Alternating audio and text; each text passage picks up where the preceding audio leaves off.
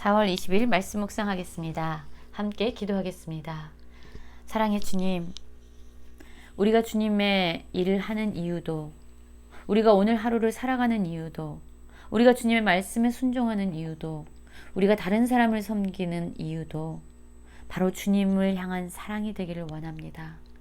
그 사랑이 동력이 되어서 주님을 섬기게 하시고 주님께서 맡겨주신 그 일들을 기쁨으로 감당하는 저희 모두가 되게 하여 주시옵소서. 예수님 이름으로 기도했습니다. 아멘. 오늘의 말씀은 요한복음 21장 15절에서 25절까지의 말씀입니다. 말씀을 함께 살펴보시기 전에 개인적으로 말씀을 꼭 읽으시고 묵상하는 시간 가지시기 바랍니다. 21장 15절입니다. 그들이 조밥 먹은 후에 예수께서 시몬 베드로에게 이르시되 요한의 아들 시몬아 내가 이 사람들보다 나를 더 사랑하느냐 하시니 이르되 주님 그러하나이다. 내가 주님을 사랑하는 줄 주께서 아시나이다. 이르시되 내 어린 양을 먹이라 하시고 라는 말씀으로 시작하고 있습니다. 예수님은 부활하신 이후에 세 번째 제자들에게 나타나셨습니다. 그때 제자들은 갈릴리 호수로 가서 이제 우리는 물고기나 잡자 라고 이야기하면서 예수님을 만나 예수님을 따르기 전의 모습으로 돌아가고 있었습니다. 예수님은 그들에게 찾아가셔서 다시금 그들을 만나주시고 또한 그들을 위해서 조반을 준비해 주셨죠. 예수님과 제자들은 함께 조반을 먹었습니다. 그 이후에 예수님은 시몬 베드로를 향해서 질문하시죠. 요한의 아들 시몬아 내가 이 사람들보다 나를 더 사랑하느냐 라고 묻고 계십니다. 이 사람들이 나를 사랑하는 것보다 아니 네가 이 사람들 어떤 사람보다 나를 그들보다 더 사랑하느냐 라는 의미가 될 수도 있을 것 같아요. 어쨌든 주님은 시몬 베드로의 자기를 향한 사랑을 묻고 계십니다. 여러분 이 베드로는 어떤 사람이었습니까? 자신에게 위험이 닥칠까봐 내가 어떤 일이 있어도 죽을지언정 주님을 따르겠습니다라고 고백했던 그런 사람이에요. 그러나 죽음의 위험이 그에게 다가오자 예수님이 십자가에 끌려가시는 그 상황 가운데서 그는 예수님을 저주하면서 맹세하면서 예수님을 부인했던 자입니다. 그런 거를 보면 이 시몬 베드로는요 어쩌면 나는 예수님을 정말로 이 사람들보다 더 사랑하지 못하는 사람은 아닐까? 나의 사랑은 그 작은 두려움도 이겨낼 수 없는 그렇게 연약하고 낮은 그렇게 작은 사랑은 아닐까? 라고 끊임없이 자신을 자책하면서 후회하고 스스로에게 낙심하면서 시간을 보냈을 수도 있었을 겁니다. 그런데 주님은 그에게 말씀하시는 거예요. 네가 나를 사랑하느냐? 라고 묻고 계시는 거죠. 그때 베드로는 예수님께 사랑합니다라고 고백하는 것이 쉽지 않은 일이었을 겁니다. 이미 다 들통나 버렸거든요. 자신의 그 사랑의 수준을, 자신의 사랑의 한계를 다 들통나 버렸습니다.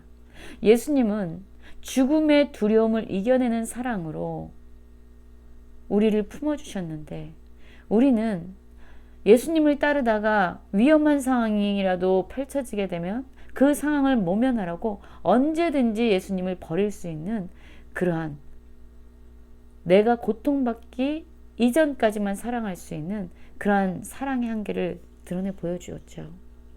그럼에도 불구하고 베드로는 주님을 향한 자신의 사랑을 고백합니다.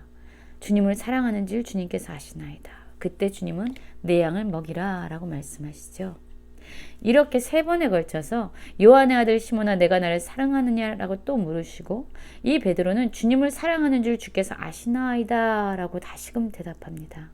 그때 예수님은 내 양을 치라 라고 그에게 다시금 사명을 맡겨주시죠.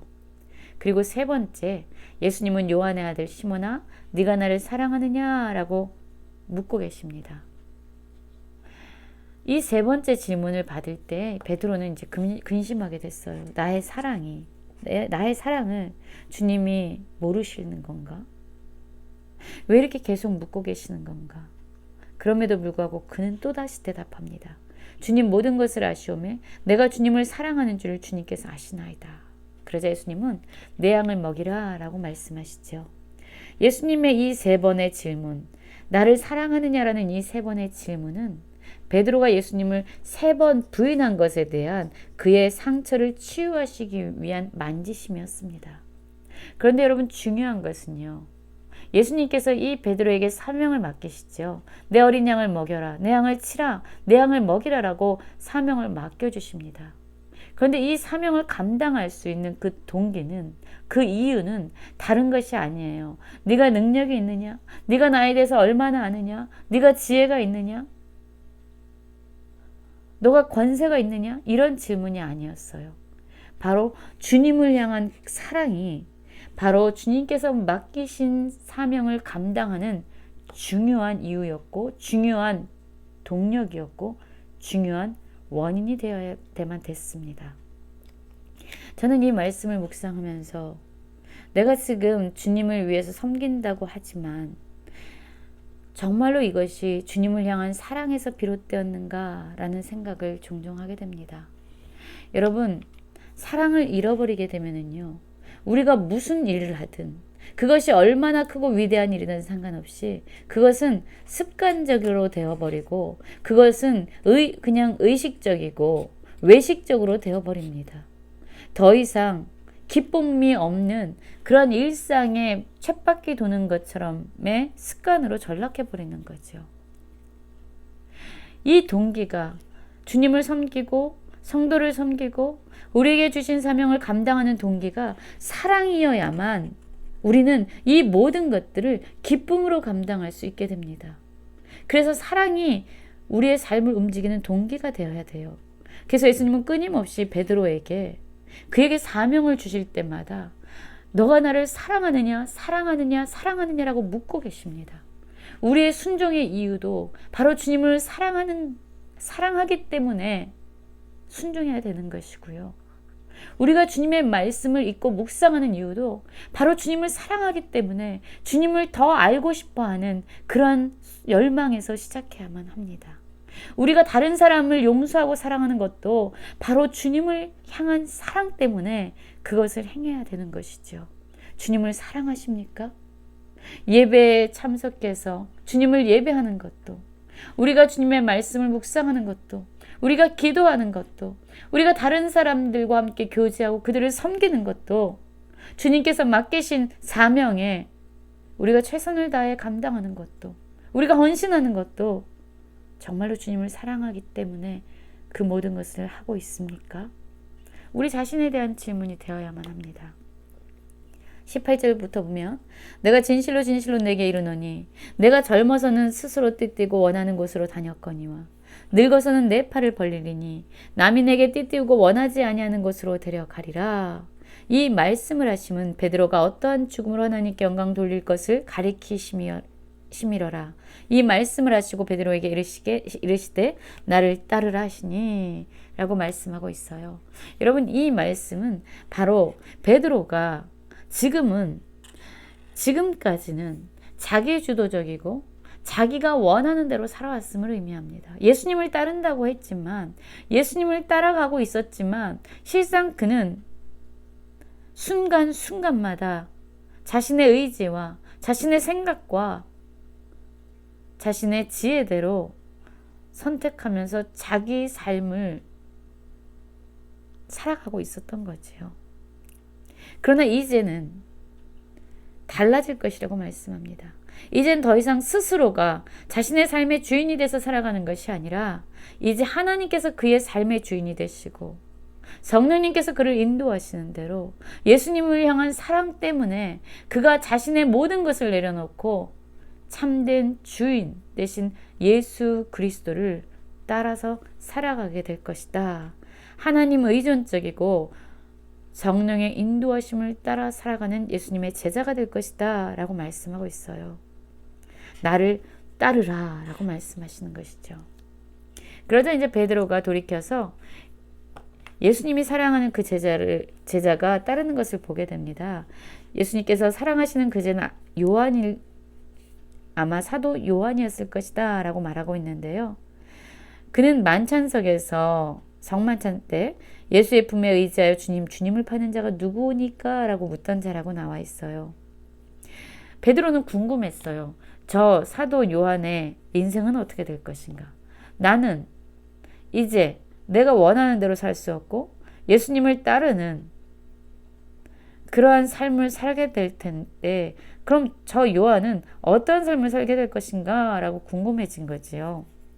그러자 예수님께서는 이렇게 말씀하십니다. 내가 올 때까지 그를 머물게 하고자 할지라도 내게 무슨 상관이냐? 너는 나를 따르라 라고 말씀해요. 바로 이런 말씀이시죠.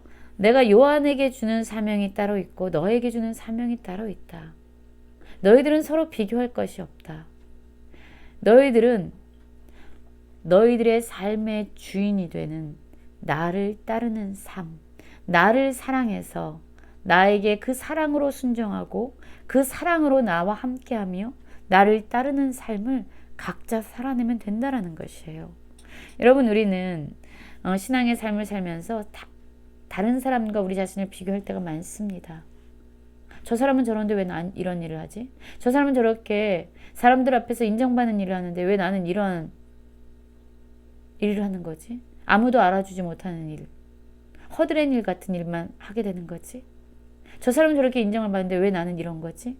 라고 사람들을 우리는 비교할 때가 많아요. 그러나 주님께서는 각자에게 맡겨주신 사명이 다릅니다.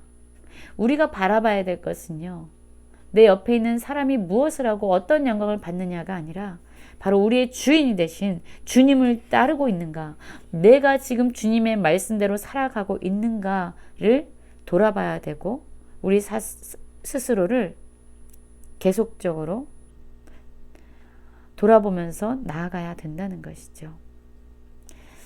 여러분, 지금 우리는 어떠한 삶을 살고 있습니까? 예수님을 향한 사랑 때문에 주님이 주신 사명을 감당하면서 다른 사람들과 비교하는 것이 아니라 오직 우리의 주인 되신 주님을 따르면서 주님의 인도하심에 나의 모든 의지를 내려놓고 순종하면서 살아가는 모든 성도님들 되시길 간절히 기도합니다.